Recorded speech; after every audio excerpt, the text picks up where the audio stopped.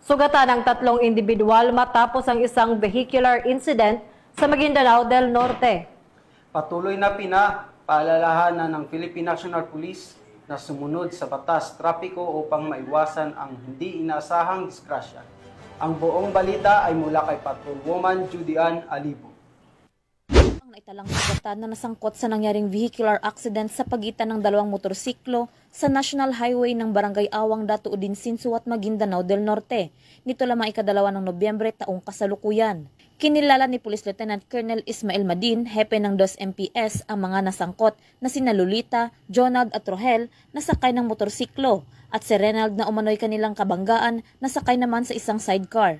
Sa report mula sa Dato Udinsinsu at PNP, parehong tinatahak ng dalawang motorsiklo ang kalsada patungong Cotabato City nang mag-overtake ang motorsiklo na minamaneho ni Rogel sa sidecar na minamaneho naman ni Renald nang aksidenteng nabangga nito ang likurang bahagi ng sidecar na dahilan ng aksidente ng dalawang motorsiklo.